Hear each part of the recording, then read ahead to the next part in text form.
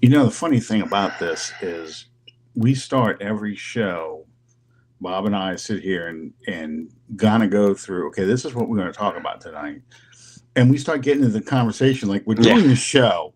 It's like, oh shit, it's almost 8:30. Let's get started. This is good stuff we're having. So, welcome everybody to another exciting episode of Under the Dome. I'm your host Alan Orick here with Mr. Bob Rose. How you doing tonight, Bob?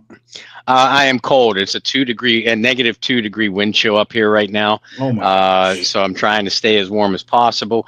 And I'm wearing my Surrounded by Idiots shirt that I usually save for the draft experts. Now I decided it was well worth bringing out for all you coaching and GM experts out there tonight. Well, and that's what we're going to talk about. We're going to talk about Mickey Loomis's press conference. We're going to talk about, of course, Mike McCarthy, forgive me, Mike, but I'm not making fun of your weight, but the elephant in the room. Yeah, it's frustrating because everyone wants a certain thing to happen. And they have their favorite head coach they want the Saints to get. They have their ideal GM, and it's not named Mickey Loomis, to take over for the Saints.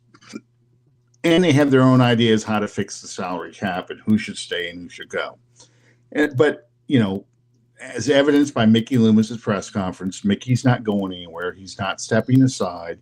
He challenged Jeff Duncan to a fight, which I thought was actually rather amusing. He had his usual. I'm going to say Pollyanna. I'll say Pollyanna style end of the season press conference, basically saying that he feels like the Saints aren't that far away from turning it around. Fans obviously feel otherwise, and he cited Detroit and he cited Denver as examples of teams that can turn it around pretty quickly with a couple of big moves and good drafts and things. Mm-hmm. Bob, did you get a chance to watch that press conference? Sadly, yeah. I had a Zoom for it live, so many parts of it turned my stomach. But I see why fans are so angry. But I also, at the same time, with some of Mickey's comments, what else is he going to say? Is he going to admit? Is he going to admit we're the bottom of the barrel talent-wise right now? No, he's not going to come out and say that, especially when they're interviewing coaches to try to entice them to come in. So a lot of it I just took away as typical riding the edge of the fence, GM coach speak, that's what you get with a lot of these press conferences anyway. Yeah, you kind of have to parse through what he is saying, and a couple of things he said in follow-up questions when you kind of cornered him a little bit. He said, yeah, I'm disappointed by the 5-12 record. Mm-hmm. Yes, I feel like I didn't do a good enough job supporting Dennis Allen, giving him the tools needed to be a successful coach. I don't think he could have ever given him all the tools to be a successful coach, but he did say that, and he did admit there are things they need to address when they hit him about Zach Bond, for example, being named an All-Pro. And his attitude was, yeah, it's disappointing when you lose a guy like that, and he goes on to do that, which people kind of forget that the Eagles took a flyer on him. He has a 1-year deal.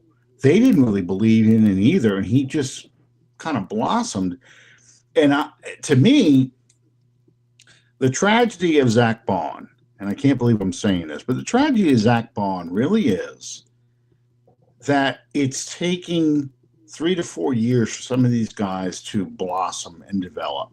Yeah. That is true for Trey Hendrickson. That is true for Ellis, and it's true for Zach Bond. These are guys that took a little while, and they blossomed in their contract year. So now you got to make a decision. Is this a one-hit wonder and I pay him, or do I stick with the guys I got and let him walk and let somebody else take that risk? And unfortunately, in this case, the Saints got burned taking that risk because those players turned out to be very good. very good to Zach Bond's case, all pro, Trey Hendrickson, Pro Bowler. So and in two positions that you really need youth and superior play. So a guy like Jeff Duncan's out there saying, well, yeah, that just shows that we know how to draft. It does and it doesn't, because you are picking good players, and you are picking good players who become great players in the NFL. But you need impact players. You need instant stars. You need a Marshawn Lattimore, a Alvin Kamara, guys who show you, Michael Thomas, guys who show you in their rookie year, this is the guy. This is one of the foundational pieces of your roster. And we just haven't seen that. It's taking these players too long to develop. And I'll say Trevor Penning's a good example. He's starting to come around this year, whereas Fuaga showed that he's a good player now. Mm-hmm. And if you want to get at what's wrong with the young players, and this is something else Mickey said, it's like you throw the baby in the pool and either sink or they swim. And, we're seeing too many of them dog paddling to the sides and then becoming swimmers later. I mean, do you think that's a fair criticism? Yeah, I do. I think Hendrickson and Bond are perfect examples of why that's a fair criticism. If Trey, and I love Trey Hendrickson, mm-hmm. but if Trey would have been an instantly impactful player, then you don't have to trade up to draft Marcus Davenport. You aren't forced to use a first round pick on Peyton Turner or a second rounder on Isaiah Foskey. You can go elsewhere. If Zach Bond, and you and I have said from the start, the problem wasn't Bond the player necessarily. The problem was Bond's lack of fit in the Saints system. Mm-hmm. And critics of Dennis Allen will counter by, he should have altered his system for a third round pick. I don't think so. Not when you have your entire the rest of your defense based off of a certain scheme and a certain style you want to play. You and I contended from the start that Bond was not going to be a fit, and he wasn't. Philadelphia picked him up. Again, you and I said, well, he's in Fangio's defense. Fangio has a tradition of figuring out a way to use these type of players, and sure enough, he did. But if Zach Bond is an instant fit and an instant success, then you aren't clamoring to find an answer for Demario Davis because he's nearly over the hill. And you don't have linebacker, and back to Hendrickson, edge rusher yet again listed at the top of your team needs this offseason. Yeah, and so I tweeted this yesterday, or maybe it was today. I'm here for when Isaiah Foskey goes over to Philadelphia and becomes a 17-sack guy as a stand-up outside linebacker, because there's another player. Foskey is this tweener, very productive in college, gets to the Saints. He can't get past special team status. When you put him out there, he's lost. He's not an impactful player. So the question becomes, is it the coaching? Is it the player? What is it? And I think that's what Loomis is going to have, and his crew are going to have to figure out with this head coach hire. You got to figure out a guy who not only can scout and bring in players that will work in his system, but also figure out how to use the players that you've got that could be good players, kind of separate the wheat from the chaff, but they also have to figure out players who are ready to make impacts now and not project guys like a Davenport, like a Bond and a Foskey, that will take time to develop, because you need these guys to be impactful players right now, right this minute. which also falls on, and I know that this is an area that you've highlighted as an area of criticism for a long time, the scouting department. Both your personnel department heading into free agency and your college scouting department. That's a big problem, and one of the reasons why this team doesn't have very little quality depth is because you're not getting those Alvin Kamara's in the third round, Mike Thomas's, Von Bell's in the second round. You're not getting quality guys who are making immediate impacts through day 2 and early into day 3. You're counting on undrafted free agent, undrafted college guys, and the Saints get more of them than anybody else. But when you have to count on those to come through, you're in a lot of trouble. The Rams, and people pointing to the Rams right now as somebody who went all in, was over the cap, and they have now turned their roster over. They had no first round picks for like 5 years in a row. Turned their roster over pretty quickly, and they completely destroyed the 14-2 Minnesota Vikings last night. They got a lot of impact players in the 5th round. Nakua is a great example of that. Outstanding receiver in the 5th round. Most of their offensive linemen, they overturned their entire offensive line from their Super Bowl year. Yep. And we're able to get players who fit in right away. The running back is another example. Now you take those players, you lose an Aaron Donald, you now add a Jared Verse, another guy who is an impact player right away. And that's the key to good drafting. That's the key to building a successful team and turning things around quickly. Stop taking project tweener players that you think you can have something do for you, and instead go get guys who are good players in college, ready to take that next step, can be an instant impact player for you this year right now. And for God's sake, be willing to trade down every now and then. Oh, absolutely. Trade a 2nd round pick for a 3rd and a 4th, or something like that. Because that's another. And I know I saw the tweet thread that Twitter thread that you're talking about, and you pointed this out. Les Snead drafted well. And it wasn't just 1st round picks, because like you said, for 5-6 straight years, they didn't have any. They drafted well 2nd, 3rd, 4th, 5th rounds. He traded and wheeled and dealed, and turned 1 pick into 2 or 3. That's how you make successful drafts. Absolutely. Absolutely. So that's the part that Loomis and his staff need to figure out.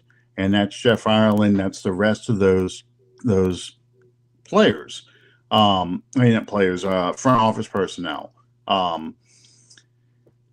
Do you think I think his name is Ziegler, the former Raiders GM, and Mueller in the room now, do you think that could sort of change the way they approach the draft? I thought that Spencer Rattler was a typical kind of Randy Mueller pick. Yeah.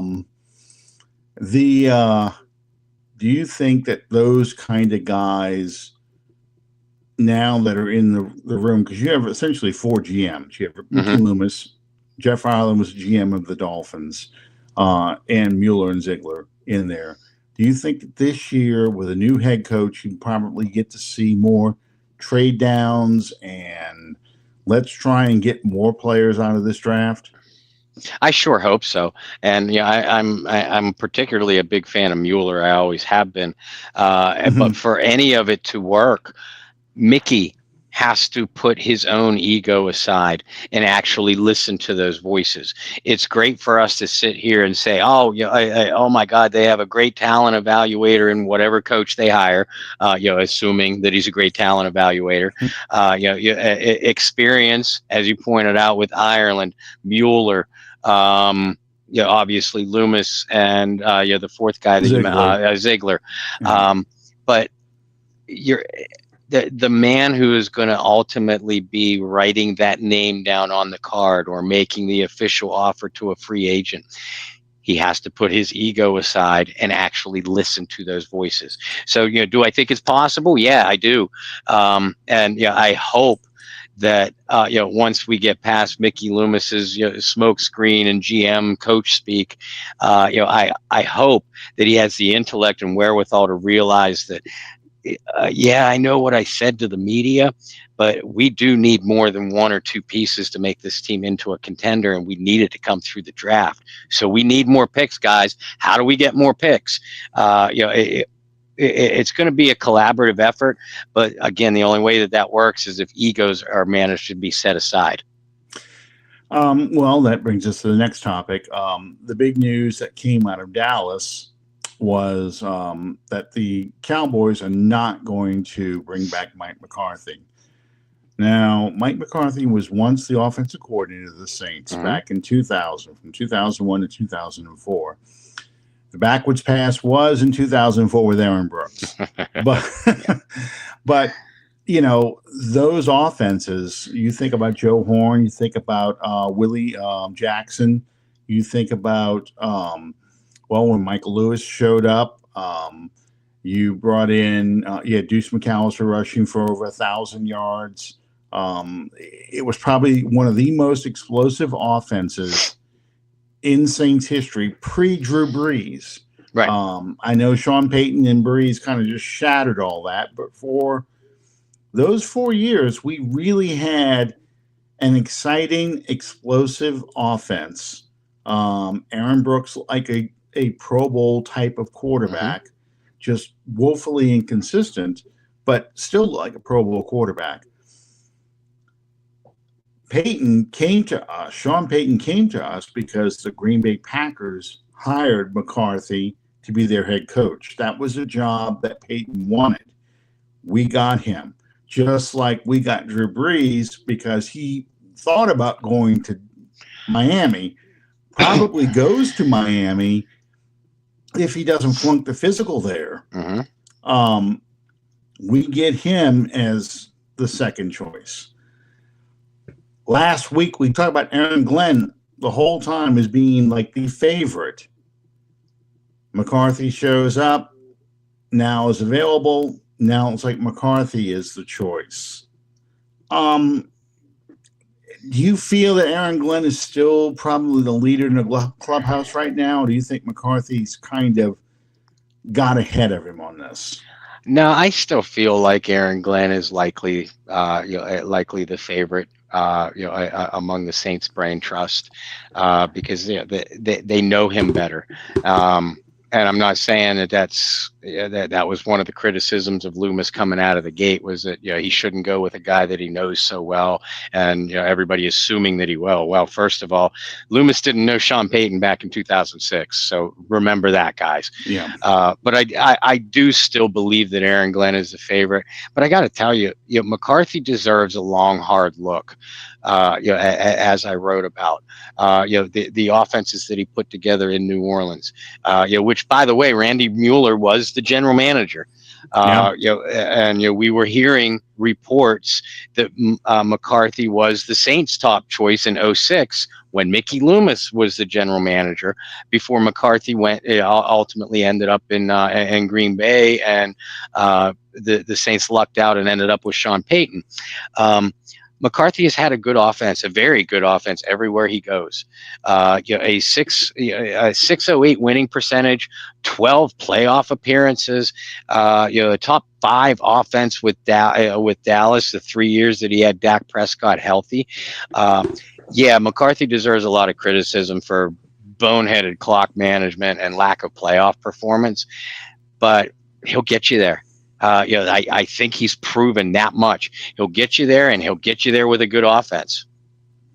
Yeah, it's funny. They're putting the statistics up right now, and let's see, I had it up earlier. Let me pull it up again. Let's see.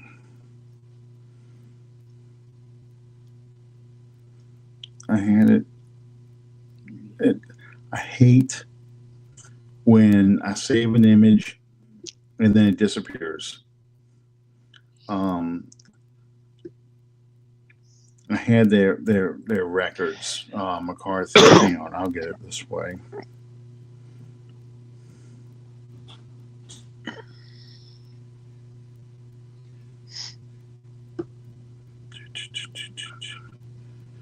Okay, here it is. McCarthy's record. His regular season record is 174 wins, 112 losses, 2 ties, 608 winning percentage. Postseason, 11 for 11, 11 and 11, 500. His career is 185, 123, and 2 ties. Sean Payton, 170 and 105, 618 winning percentage. Postseason, 9 and 9, counting this past weekend. Career, 179 wins, 114 losses, a 611 winning percentage. They are almost mirror images. This is like the conversation we had when the Saints signed Derek Carr and the Falcons signed Kirk Cousins, and we were all saying they're basically the same guys. It's a case of, though, that Sean has that charisma, that swag, if you will. Telling a butcher, worry about your meat. He would tell you that kind of thing, doing the choke symbol, going for an onside kick in the Super Bowl, all those kind of things. That's Sean Payton. McCarthy's not like that. McCarthy is not a braggadocious guy. He's not a guy who talks shit to fans or talks shit to opposing teams, especially he's not going to talk bad to the Bears or the Lions or the Vikings, whereas Sean Payton made a point of saying, boy, it felt so great. The first home coaching win I had as a Saints head coach, I beat the Falcons. The last coaching game I had as a Saint, I beat the Falcons. And in this city, that's what we like. So, you got a guy who's not going to be that personality, not going to be that rah-rah guy, not going to be a guy that seems to get the fans in the city wound up with the team, but he is a good coach. And I always find it ironic that last week, before the playoff games, we were hearing fans say, we need to figure out a way to get Mike Tomlin from the Pittsburgh Steelers, because Mike Tomlin's never had a losing season.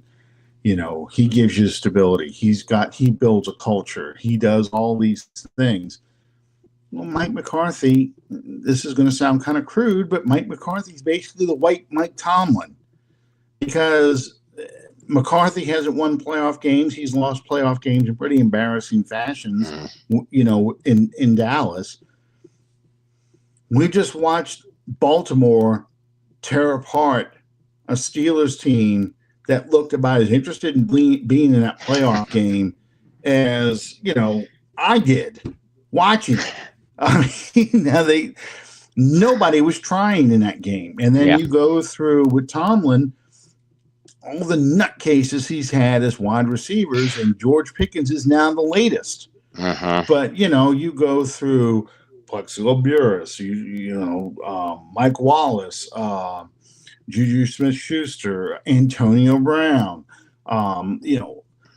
Santonio Holmes, all the guys they've had problems with, Chase Claypool, where these guys have off-the-field issues or become divas or just selfish players and so forth. It feels like a lot of times that Tomlin is Nurse Ratched in One Flew Over the Cuckoo's Nest, and that that's his crew he's got there. So, and I'm not doing this just to bash Tomlin. It just feels like because McCarthy is boring, the fans don't like him. You think that's a fair criticism? Yeah, but not anybody is going to come. Not many are going to come out and say that. On my McCarthy article, which I shut off the commenting because see the shirt. Because people weren't bothering to even click on the article and just commenting on the title because you're experts.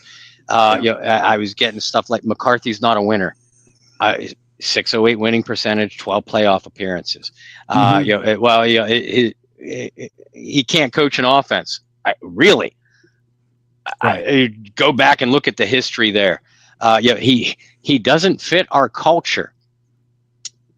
He was in New Orleans for 5 years. He was the first choice for the Saints in 2006. I think you checked off that box. And one of the other ridiculous. He only won one Super Bowl. All right, so by that logic, Andy Reid is the only person qualified to coach in the NFL currently.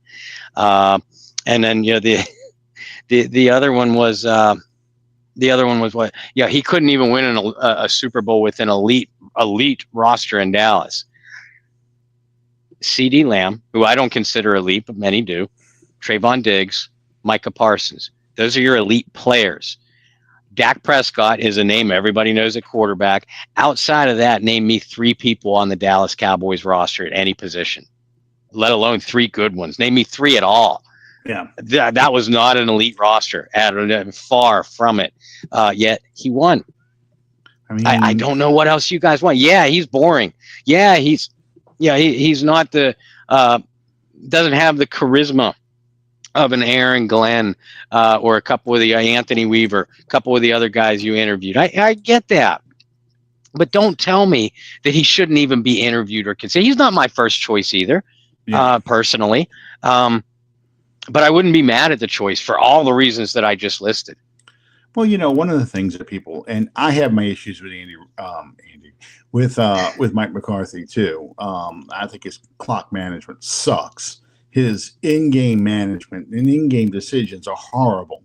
Mm-hmm. So those are legitimate criticisms of Mike McCarthy. I don't know how much better he would be as a Saints head coach. Now, Hemisphere made a great point. McCarthy will be able to get his own staff. You'd hope. Loomis isn't that kind of GM. Loomis is not Jerry Jones. Jerry Jones told him, this is who you're getting. This is who you're getting. Mm-hmm. This is going to be your staff. And it's very critical. If we were to hire Mike McCarthy, it is critical that he brings in good assistants, because that's the only way McCarthy can be effective. He has to have he had Dan Quinn as a defensive coordinator, and those years he went 12-5. He has to have strong offensive assistants as well. One of the problems he had in Green Bay was, he and Aaron Rodgers did not get along because Rodgers didn't like the offense, and Rodgers felt constrained by the offense. He pulled the same shit with Matt LaFleur too. So right. You have to take these things with a grain of salt. But it is true that the Packers did get worse after 2 10-6 seasons, 2015, 2016. They got worse and worse each year until they replaced McCarthy with Matt LaFleur. Mm-hmm. So there are some real concerns I have about McCarthy. But if McCarthy didn't have concerns, he wouldn't be out of a job right now. Right. I mean, honestly, if you're thinking about these coaches that are out there, all of them have a but. Aaron Glenn, we like him. Yeah, but he's a defensive coordinator, and we don't know what kind of offense he's going to put together. Ben Johnson, offensive coordinator. Yeah, but is he a leader? Is he a complete coach? What kind of assistance is he going to bring along? Joe Brady, I watched him just basically take apart Sean Payton's offense with his own offense, but basically outplay them, scored like 30 consecutive points, whereas Payton only scored a touchdown. Yeah, but is he a head coach? Is he head coach material right now? He fails in OC once. How much of this is Josh Allen? How much is the talent they have around him? So there's a lot of buts to these guys. Mm-hmm. The but for McCarthy is you got some fundamental problems you need to fix. And I don't know it's at 60-something years old that you are right now. Yeah. Is this basically all you are? Hemisphere is right, though. He is the kind of guy, seemingly, that can handle this roster, get this roster, play better, make better decisions. Yeah, but is he going to build us a new roster? Is he going to go out there and get new players? Um, McCarthy is the kind of guy who will probably stick with a Derek Carr, for example, as Mm-hmm. opposed to going to go get a new quarterback. I could be wrong. I could very well be wrong. He may decide, you know what, I want my own quarterback because I want to put my own system together. And unlike Peyton, McCarthy does have a record of making quarterbacks better Yes. than he had. Aaron Brooks is an example I give. We got Aaron Brooks to the Saints because McCarthy was a quarterbacks coach for Green Bay in Yep. 1999 when they drafted him. So if you're a Spencer Rattler fan and you want to see Spencer Rattler develop, McCarthy's a pretty damn good coach to do Mm-hmm. that. I'm still in the Aaron Glenn camp. I still would prefer Aaron Glenn because I want a fresh start. I want somebody who's going to go out there and decide to build a team from the ground up, which I think a coach like him will do. Yeah. But I am not outraged by the idea that they are looking at McCarthy. I think he's the kind of guy that you have to look at right now because he's the kind of guy who can do something with your team. And his track record, unlike Dennis Allen, is not a loser. He's a winner. He has won. He went 12-5, 3 straight years until this year when they got wiped out by the injury bug. They won 7 games. We only won 5. And he won 7 games with Cooper Rush. I think he won 5 games with Cooper Rush. I don't remember when Dak got hurt. But no running game to speak of. And he won with a quarterback named like Cooper Rush. Yep. It's a no-brainer. It really is. Yeah, and people who want an Aaron Glenn or a Joe Brady or whomever, guys, there are, well, now counting Dallas, but not counting New England. 1, 2, 3, 4, 5, 6 teams, counting the Saints, that are looking for head coaches. So yeah, when I see or hear people say, "Well, just go out and get Aaron Glenn," it's not that easy. There are 5 other teams that want Aaron Glenn or Joe Brady or Kellen Moore or whoever your top choice is. If the Saints only went out and interviewed Aaron Glenn, then we'd be wanting to tear down the walls. Why aren't they at least talking to other people? And rightfully so. Yeah. They are doing their due diligence, which, by the way, folks, is exactly what a lot of you folks were wanting them to do. Don't go out and get another Peyton guy and do this half-ass. Interview throughout the league. That's exactly what they're doing. So don't criticize them for it. Yeah. Well, let me ask you this. I don't know how closely you're following the other teams as well, but the Patriots obviously hired Mike Vrabel, which was that was a sham interview. Yeah. Because they let Gerard Mayo go specifically to bring in Mike Vrabel. Yes. And that's why a guy like Aaron Glenn said, you know what, I'm not going to participate in the charade. I'm going to take my name out of this. What coaches do you think end up with which team right now? If you had to make a guess, I know like the Jets need to hire a GM and things like that. Now the Cowboys in the mix, but the Bears. McCarthy is supposedly trying to decide between us and the Bears as a possible landing spot. Do you think McCarthy ends up here or with the Bears? Or do you think we're his first choice or the Bears his first choice? That's a great question. And if you're McCarthy, it depends on. Yes, Anna Kubiak is doing interviews as offensive coordinator. We'll get into that in a minute. Yeah. It depends how highly McCarthy feels about Caleb Williams, because you and I always talk about when it comes to coaching openings, and we specifically jettisoned in on Sean Payton. When Sean Payton was going to come out of his fraud retirement, where's Payton going to land? Well, that's going to be somewhere where they either have an elite quarterback.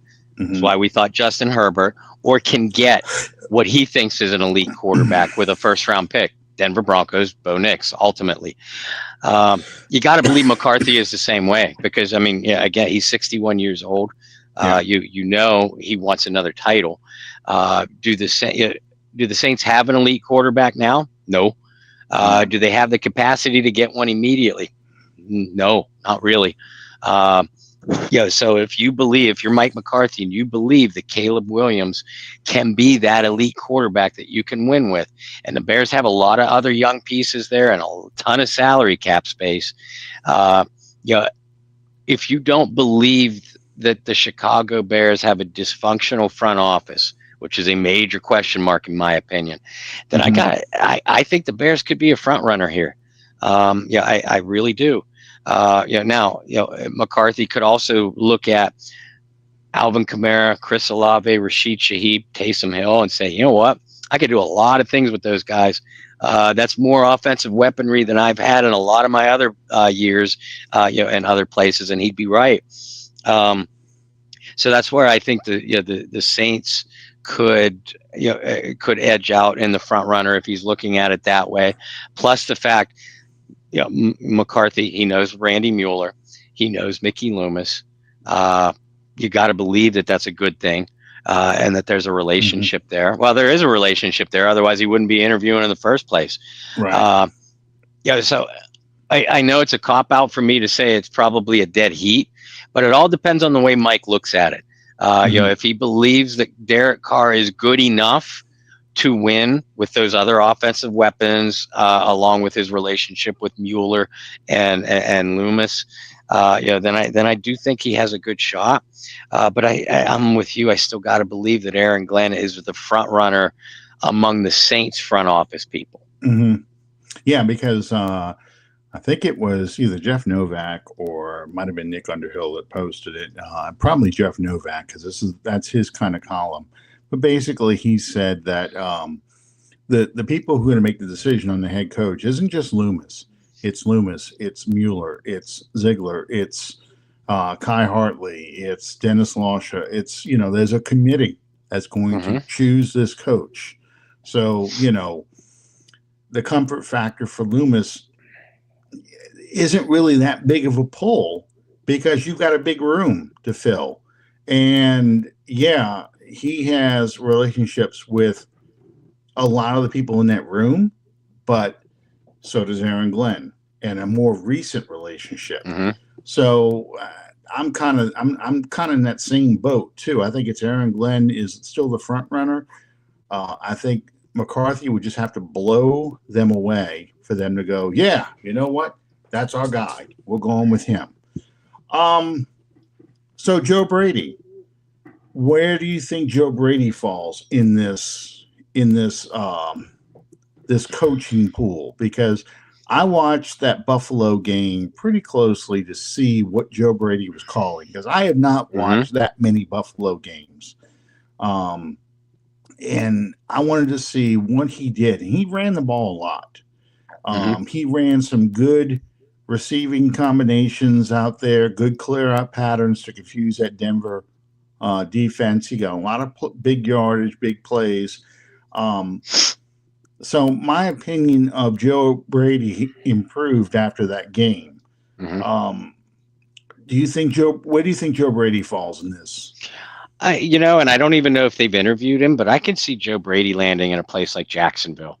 Where you have a Trevor Lawrence, you have a Travis Etienne, you have a deep, no single standout, but a deep receiving core, and just a lot of young pieces. And I look at the Jaguars this way too. Their last couple coaching hires were bigger names, Doug Peterson, Urban Meyer, et cetera. Doug Marrone before that was a hot candidate, the hottest candidate at the time. So maybe I could see the Jaguars shifting gears here and going with a younger assistant. I'm not going to call Joe Brady an under the radar guy, but he's fallen behind in the list of prohibitive favorites throughout the league, which are Ben Johnson, Aaron Glenn, Matt Nagy in some circles, what was Vrabel and now McCarthy. Brady falls behind a lot of those guys, at least in the national circles. So and again, Joe's a young guy. Yeah. Maybe Jacksonville says, you know what, let's shift gears. Let's go with a younger guy, an offensive oriented guy. Not that Peterson wasn't, but Jacksonville's doing the same thing you were, Alan, and watching what he's doing with a young star quarterback in Josh Allen, and a ton of no-name receivers, and they're making it work. And they're paying Trevor Lawrence a lot of money. They have to make that work. So it has to be an offensive guy. I think it ends up being Joe Brady there. Yeah, I just got a text saying that something on Twitter. Keep in mind, for me, when I hear insiders saying things, I think of Sean Payton's quote, insiders are really outsiders, unless it comes from when Sean Payton was here. If it came from Jay Glazer, then I believed it, because Jay Glazer had a pipeline. He really did. I don't know if that pipeline is still there or not, but anyway, I think it was Joshua Anderson said this on Twitter, but basically the gist of it is the Saints don't have an urgent interest in Mike McCarthy. They're going to do the preliminaries there. And keep in mind, too, NFL rules. I don't know if we talked about this last week or not, but NFL rules state that, especially for teams that are still in the playoffs, you can only do virtual interviews for 3 hours, I think on a Wednesday, when it's not raining, when the moon is full. It's really ridiculous. But basically, your first interview is a get to know you via Zoom call or Skype if you're the Cincinnati Bengals, because they're not going to spend money on Zoom or Microsoft Teams meetings or whatever. It's still Skype with them. What's the free software? That's what I want to be able to do. But anyway, it's the second interview you do actually in person, and I think that's when they kind of whittle it down to these are the guys that we want to bring in. And I've already said that they probably won't make an announcement who the head coach is until after the Super Bowl. So you're looking at roughly another month before they make a call on that. Yep. But okay, so you kind of got him. Brady as a possible Jacksonville head coach. Where does Ben Johnson fall into this conversation? Because I have my own theories about Ben Johnson, but where do you think Ben Johnson falls into this conversation? I got to believe that Ben Johnson is a strong candidate in Jacksonville too. I just have a feeling Ben Johnson is going to end up in Chicago. I have heard that Ben has a relationship with Caleb Williams in some way, shape, or form. I forget how.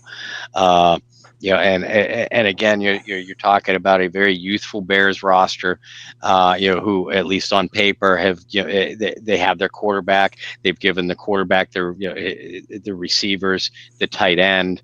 They just need an offensive guy to put it all together. And teams tend to go for hot assistants that coach for division rivals.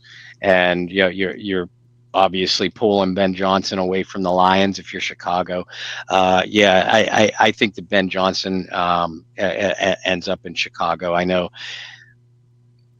reports are saying Tom Brady's making a hard push for Ben Johnson. What the hell do the Raiders have? Absolutely nothing. Ben, again, being a young guy, if he fails in his first head coaching attempt, his career isn't necessarily over. But if he fails in his first head coaching attempt and it's with the Raiders, that seems to be the place where careers go to die now. And I think these smarter guys know that. I think Ben Johnson ends up in Chicago. Well, okay, so let's look at the Cowboys and the Raiders, because both of those positions, those teams have specific problems. With the Raiders, they're a train wreck, and I don't know how they're going to fix it. Tom Brady thinks he can fix it, but I don't know how they fix that problem because, number one, they've got terrible ownership. That's poor. The whole reason he went to Las Vegas is because he's cash poor. It's very reminiscent of Art Modell when he was with Cleveland. I don't know if you remember this or not, but you remember him having to go to the bank to borrow money so he could afford to pay Andre Rison. Cleveland the Browns moved to Baltimore to become the Ravens in large part because Art Modell needed money. And the city of Baltimore was so desperate to have a football team, they were going to give him any money, all the money he ever wanted. And he did. So Mark Davis went to Vegas for the same kind of reason. Who do you see as being a head coach then for the Raiders? Honestly, I don't know. I mean, they're going to make a push for these bigger names. With the Raiders, it's always someone out of left field, though. And I think it will be again. Maybe a guy that the Saints interviewed, Mike Kafka. A bright offensive mind, by the way. I know people are criticizing it. He came from the Giants and blah blah blah. Kafka's a good coach and well respected throughout the league. I went after somebody who brought that up, by the way, because I said, well, in 2014 or 2015, the Washington Redskins had Sean McVay, Kyle Shanahan, and Matt LaFleur all on staff. Kevin O'Connell, Wes Phillips. And their coach was Jay Gruden, and they went 3-13. So before we start throwing rocks at the franchise for saying, well, they must not have any good coaches because those teams, that team stunk. Their coach and staff sucked. No, that's not the case. So I felt the same way about Mike Kafka. And I enjoyed all the existential jokes about that because Kafka, of course, the existential reading and so forth, so being the English nerd that I am, I got a big kick out of that. So, but yeah. So, even in failed staffs, you have bright young minds in there who turn out to be good head coaches. It's kind of taking a little bit off the left field, but the reason why I'm bringing all these coaches up is because that helps narrow down where the Saints will probably end up with their group, where you think these other coaches are going to go. And it's going to be a set of dominoes when these coaches, after the Super Bowl, when these coaches start getting hired, it's going to be like, boom, okay, now he's gone off the board.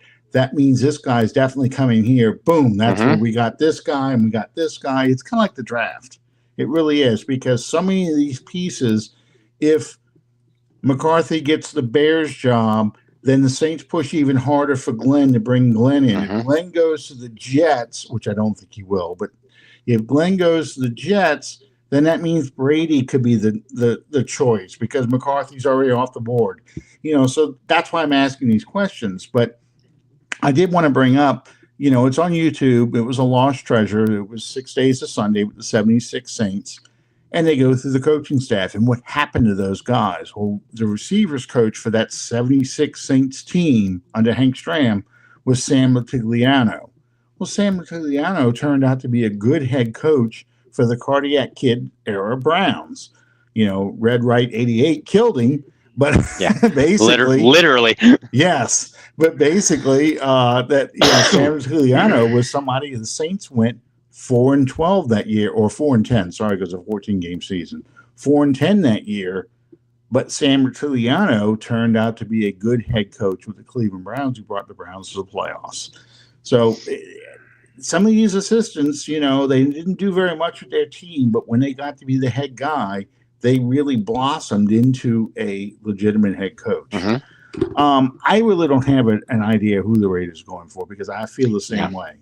I think the Raiders are going to go for a name guy, but I don't know who that is. I really don't. Could be Brian Flores. It could be Brian Flores. It could be Deion Sanders because And I'm going to bring this with Dallas, too, because the rumors were flying yesterday Sure. about after McCarthy was let go, that Deion Sanders is interested in being the head coach of the Cowboys. He is willing to listen, to borrow Fraser Crane's famous line, I'm listening, mainly because the Raiders have a first-round draft pick, very likely that they take a quarterback.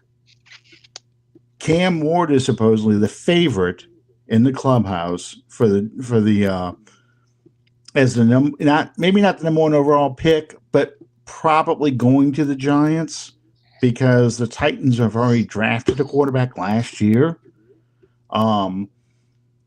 So if Deion wants to coach his kid in the pros, it's very likely that he would be the Raiders head coach and be able to coach his kid. And what bigger stage than Vegas, Deion Sanders, and the Raiders with all the history for him to make a splash. Yeah. I can see that happening. I can also see Deion going over to Dallas too. Yeah. America's team, a team he played for, a team he won a Super Bowl with. And he is very tight with Jerry Jones. Absolutely. Very good friends, with Michael Irvin, Troy Aikman, Emmitt Smith, all those guys who are very close with Jerry Jones. And don't say that, the Cowboys have no chance to get Shedeur Sanders, because I tell you what, and Deion is already, he's not even hinted at this. He's come flat out and said it. Do not be surprised if, say, Deion Sanders lands in Dallas. Dallas pulls off a trade to move a handful of slots up, in the first round, not to the first overall pick, but as far up as they can.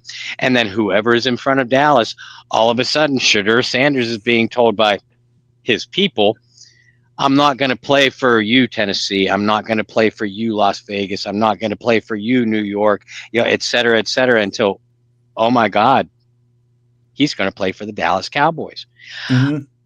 I flat out that I think the Dallas coach is one of two guys. It's Deion Sanders, or Jerry Jones brings Kellen Moore back into the building, because we know he loves Kellen Moore.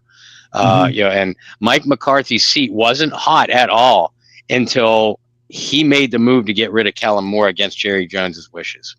Yeah, and going to be one of two guys there. Right, and I can definitely see Kellen Moore being the option over there, because Kellen Moore fits the Jason Garrett profile. He is an offensive-minded coach. He's a yes man. I hate to be ugly like that, but he is. Yeah. Because you have to be with Jerry Jones, because Jerry Jones, ever since the days of Jimmy Johnson and that infamous dinner where he didn't acknowledge Jerry as being the architect of the team, and Jerry responded with, I could get 400 coaches, including Barry Switzer, who Jimmy Johnson and Barry Switzer hated each other. And that goes back to Oklahoma and Texas days. But yeah, that's why Barry Switzer became the head coach of the Cowboys, is to stick the finger in the eye of Jimmy Johnson, winning a Super Bowl with Jimmy's team, but Barry Switzer's the head coach. That was all personal. So getting Kellen Moore to replace Mike McCarthy in Dallas is just par for the course for Jerry. But if he wanted to make a splash and have the celebrity coach, because this is the other thing, and we didn't talk about this much with Mike McCarthy, but this is the other thing. I was comparing to Mike Tomlin. Something happens in Pittsburgh. The media talks a little bit about it. I mean, it becomes the news for a day, and then it goes away. When I mention all those receivers or all those problems, some of the people are like, what the hell did Mike Wallace do? I don't remember that. What did Juju Smith-Schuster do? I don't remember that. You sure as hell remember what happened to Michael Irvin. You sure as hell remember what was going on with pick your Cowboy player. Now, Eric Williams comes to mind, but yeah, bunch of them. Yeah. Anything that happens in Dallas is a huge deal and becomes a conversation for a week. And you got Skip Bayless running his mouth. Well, Skip Bayless isn't talking a whole hell of a lot right now because, he's got his own problems. But, I mean, you get, Coward talks about it for a week. It's on every sports show. It's on every ESPN show you can think of. It's about what's wrong with the Dallas Cowboys. What's going on with the Dallas Cowboys? So Mike McCarthy lived that life for 5 years of a spotlight on him and every mistake he ever made. Yep. And, so those mistakes, he knows how to step aside those landmines because that spotlight definitely never is in New Orleans. Never. Even with the Saints, Bounty Gate was about the closest you came to the Saints being a Dallas Cowboy kind of story. So you put Jerry Jones and Deion Sanders in the same building, and Deion Sanders on that sideline with his kid. Oh my God, that's all he cares about. People come out there to come see the games. People want to watch Dallas. Dallas is on Sunday Night Football, Monday Night Football, Thursday Night Football, the America's Game of the Week on Fox, the 3:00 game on CBS. Who cares if they're winning or not? Yeah. That's what they care about. That's what they want to see. You got to think about this in terms of wrestling. That's the match you want to see. This is WrestleMania. The other stuff was a preliminary stuff. They don't care about those other teams. So, of course those things, fire up Jerry Jones, and that's what he's going to want to see. So I'm really curious to see what happens if Deion Sanders does become an NFL head coach. Does he go to a team like the Raiders? Does he go to a team like the Cowboys? That'll be an interesting coaching search because both those teams, I think, are looking for personalities more so than coaches because it's about filling the stands. So, I don't know. I mean, Prime and Jerry, they're like that. They have really been are. For decades. They think a lot alike. They really do. It should. And I'm just throwing it out there, Brian. I'm just throwing it out there just because that's a name, and that became the story for a day yesterday, and it's a possibility. I always felt that whoever drafted Shador is going to have to deal with Prime anyway. Yeah. So if Deion can be the head coach, that's even better. That's just the personality he has. The Jets. We haven't talked much about that. Aaron Glenn is a favorite for the Jets. The Jets are a train wreck. Yeah. They got their kids out there telling people you should trade for this guy because his Madden rating's high. Don't trade for this guy because his Madden rating's low. Does Aaron Glenn want to be in that mess? I can't. He was a franchise player. He was there, Marshawn. Yeah, he was. Yeah, he was. But remember, when Aaron Glenn retired, and his last year as a player was with the Saints. But I found it very interesting that when Aaron Glenn was going to retire, he re-signed with it. Yeah, he did what a lot of players do. He re-signed with the team for one day so he could retire as a member of that organization. And it wasn't the New York Jets. Yeah, he was. But yeah, he didn't retire. He didn't do that with the New York Jets. He did it with the Houston Texans. So yeah, that tells me a little bit of something that maybe Aaron Glenn's ties with the New York Jets aren't as deep as what we thought they were. And if Aaron Glenn is seriously considering this, then I have to question Aaron Glenn's intelligence because I mean, they're a mess. They're going to be stuck with Aaron Rodgers for one more year, which means you're stuck with that soap opera.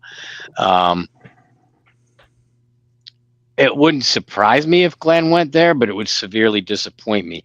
You know who I think, who I personally would put as the favorite for the Jets would be Kellen Moore. Again, a yes man. they're bringing somebody in to just shut Rodgers up for a year, so it has to be an offensive guy. Kellen Moore's an offensive guy, former quarterback's coach. Didn't he play for the Jets? I don't know. Jets?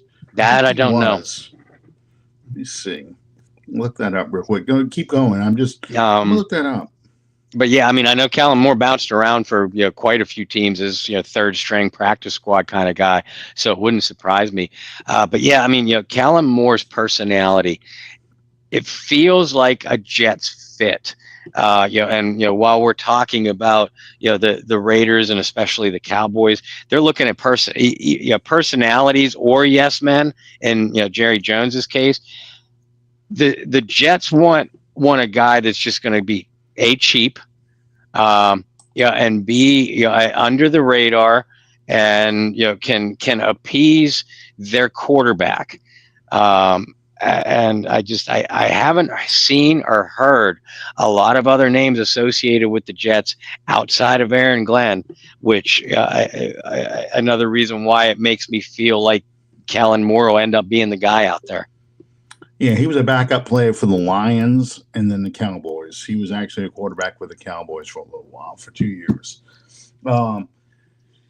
Yeah, somebody posted a picture of Cliff Kingsbury as a Saints backup quarterback. His last stop as a backup quarterback. It was my article. It was your article? Yeah, and the picture they used was the preseason game in 2005, which is eerie because that is literally the game that was 2 days before Katrina. That game was played on a Friday night, and Katrina was the following Monday. And I remember the people at that game. So this is my little Katrina story. This is a short version. That morning, I'm listening to WWL on the way into work, and Bob Del Giorno was the morning guy at the time, and he was yelling at a Shell representative on the radio saying, "Why are you evacuating these rigs?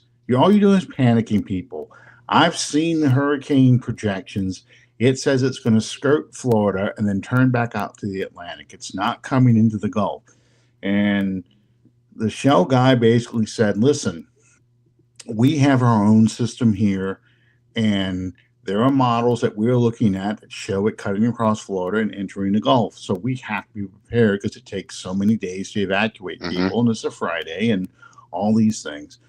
And sure enough, about 10 o'clock that morning, guy comes upstairs to my office at the place I was working at the time. And he says, "Hey, did you see this?" And he showed me. He says, "I got a friend at Shell sent me this." And I went, "Holy crap." And it was the path that Katrina actually ended up taking. It basically had, it was probably a little off because it had it going up the Mississippi River. And it actually went in right by Slidell in the Mississippi Gulf Coast. And that night was a preseason game. And you can hear people talking as those models started becoming part of the news at the game. Now, I wasn't at the game. I just know people who were there said, people started getting a little anxious, and you saw people leaving early from the game because they were all of a sudden going, "Oh shit, we got to get prepared. We're going to have to do something. This is a major storm that's coming. We have to start getting getting our evacuation stuff ready, start boarding up the house." I did all that on Saturday. We left Sunday morning first thing. So Cliff Kingsbury was the quarterback playing most of that game. It was the third preseason game, and they left that Sunday. I think it was Sunday morning, maybe been Saturday night, but I think it was Sunday morning. They left and flew to Los Angeles because I think the last preseason game was against the Raiders in Oakland. So it might have been Oakland they were in or whatever. But they stayed out in California and practiced that week during the storm. And Cliff Kingsbury was released from the time after that preseason game to before they left to go to Los Angeles. So that picture you had of Cliff Kingsbury is kind of a famous picture because, he was probably the last quarterback who played in that dome before Katrina, because he Wow. was the third or fourth string guy Wow. for that team. So yeah, and it's just one of those things I completely forgot about that. Hmm. And Um, listen, I like Cliff a lot. mhm. And I wouldn't be mad, if he were the Saints' hire, as I wrote about. But I don't think that Cliff Kingsbury is in the position right now, where he's just going to jump at any head coaching job. That's why I didn't include him with the Raiders or the Jets. In fact, he said, he's come out and said, similar to what Liam Cohen did down in Tampa, which, by the way, would be my number one choice. Yeah. Cliff is happy, in Washington right now. He's still rebuilding his brand, and he's doing it in a great situation with a potentially great quarterback and a lot of offensive weapons. So, Cliff Kingsbury as a name and a candidate is not going anywhere if he stays in Washington for one more year. And Cliff is an intelligent guy, so I think he knows that. That's why I don't see Cliff, just jumping at any place like dysfunctional, like the Jets or the Raiders, or any place like that. He'd be a dark horse for me in Jacksonville too, by the way. Yeah, I kind of have him being the guy who's not going to jump ship yet. I think he wants to stick with the Commanders for another year. See what the next hiring cycle looks like.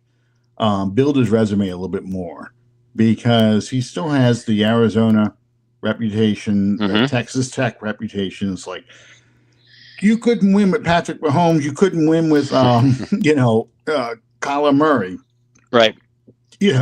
So he needs to show he can win with Jaden Daniels. So which he is doing right now. Mm-hmm. But yeah, he is a guy I kind of feel like he's not going to enter this coaching cycle. I think we've talked about all the teams that have openings right now. Is there anybody that I missed? No. Bears, Jets, Saints, Jags. Jags. Yeah, we hit them all. Okay, I thought so. Yeah, and to go back to what I said, I think that most of these hiring announcements are going to be made the week after the Super Bowl, and I think it's a domino effect. All these teams have their number one guy, and where that guy chooses to go sets off the chain of dominoes for the other teams, because Aaron Glenn's extremely popular. I think Mike McCarthy is popular at two teams. So those are the guys. Jacksonville's probably the most appealing job out of the whole group, more so than the Bears, just because Jacksonville seems to have all the pieces they need. They are really a coach and probably a draft away from winning in the AFC South, because the AFC South stinks. Yeah. Kubiak. This is the last one we'll talk about, and we'll talk about some more stuff next week. But Kubiak, Anna asked about if he's doing outside interviews. One of the things that people were concerned about, that Mickey Loomis was going to make the new coach keep some of the staff members. But he's letting Kubiak go out there and interview for lateral moves, be offensive coordinator elsewhere. Do you think he's going to end up somewhere else? I mean, do you think the Saints will try and keep him? Where do you think Kubiak goes? Well, Kubiak had talked to the Browns, had preliminary talks with the Browns, but they made a hire today, so that's off the table. We're hearing that Clint is a strong candidate in Seattle. So I can't see him landing there. And as far as Loomis letting Kubiak, Kubiak interview, Rizzi is interviewed for other head coaching jobs. They're gonna let any of these assistants interview elsewhere, because if they don't, it's a bad look. On multiple levels. As far as whether Kubiak, I like Kubiak. I'm on record as saying that many times. He certainly took his lumps this season. You could tell he's very inexperienced as a primary play caller and primary game plan designer, but he has potential there. But yeah, again, it doesn't matter whether you're a defensive guy like an Aaron Glenn or Anthony Weaver, or an offensive guy like Joe Brady or Cliff Kingsbury. The last thing you want, trust me, the last thing you want to hear when you walk into an interview with someone is, we want to hear your thoughts on this. We want to hear your thoughts on that. And oh, by the way, Clint Kubiak's going to be your offensive coordinator if you get the job here. Mm-hmm. That would turn me off. Having been down that on both sides of that coin, I just, if I had to go through it again, I'd have just turned around and walked right out of the interview. So I like Kubiak, and I can see scenarios where he would stick around depending on the coaching hire, and it would have to be a guy. It wouldn't necessarily have to be a defensive guy. As a matter of fact, I think it's better suited if it's an offensive hire at head coach that has the same kind of philosophy and mentality that a Kubiak would.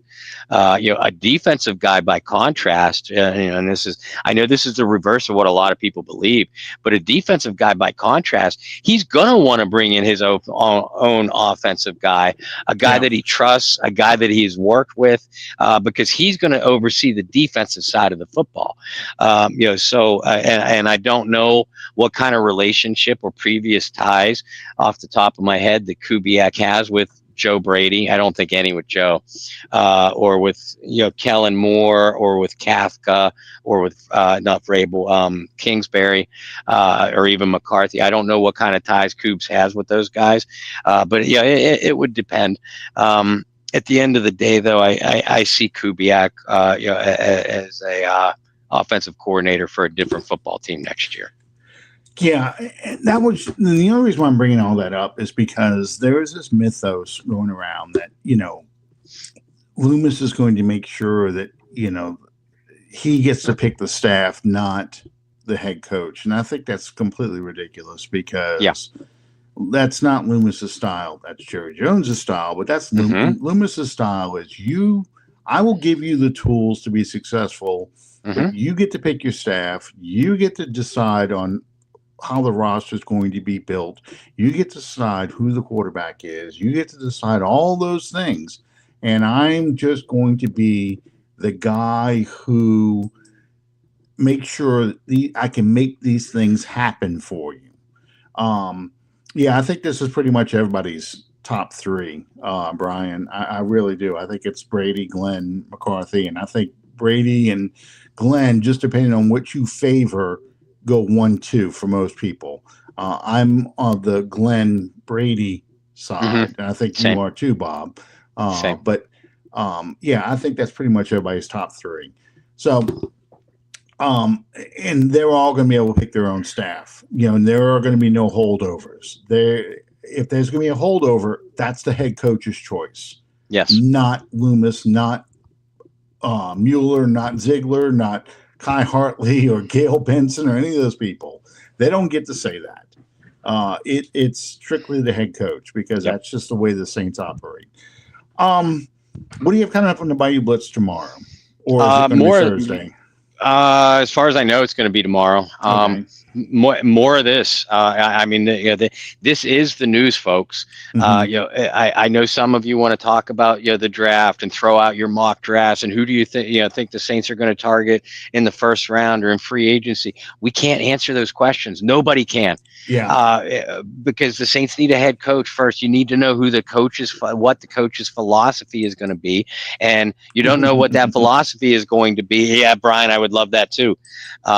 But you don't know what the coach's philosophy is going to be until the coach is in place.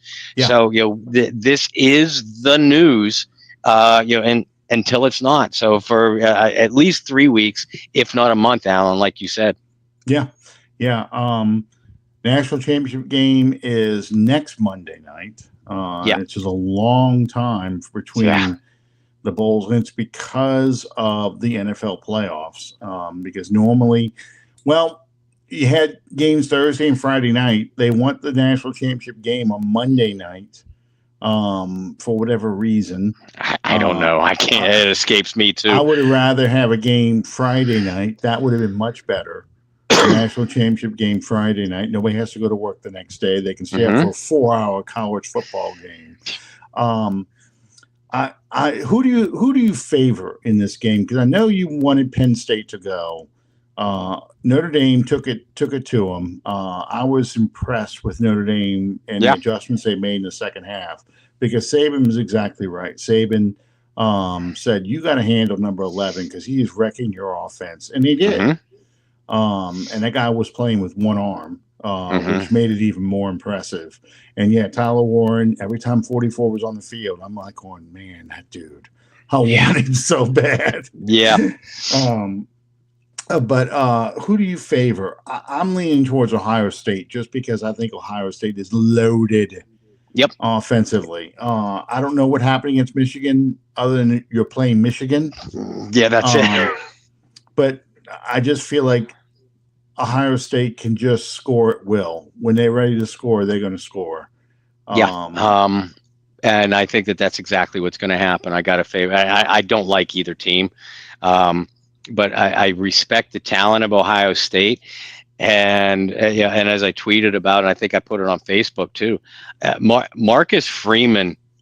If the Saints went out in left field and hired Marcus Freeman tomorrow, I'd be overjoyed.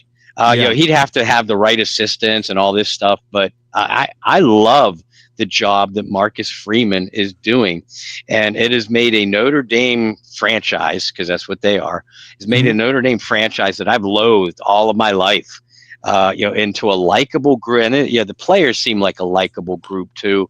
They're feisty, they're tough. They've only lost one game. Granted, it was in Northern Illinois, but they've only lost one game on their schedule. But I don't see them having the horses to keep up with Ohio State, and the Buckeyes are really on a roll on both sides of the football. They've got at least 2, maybe 3 first-round picks on that offense alone, and you start adding the defensive end, you start adding the linebacker. That is a pretty loaded team, and I like Will Howard, the quarterback. I mean, I don't know if he wins the national championship. I don't think he'll be a day 3 pick anymore. But, Will Howard in the end of the third, fourth round, because now Washington's in the playoffs. The Saints now have a lower 3rd round pick. Yeah. From Washington for Lattimore. But, taking on the Will Howard at the end of the 3rd, 4th round,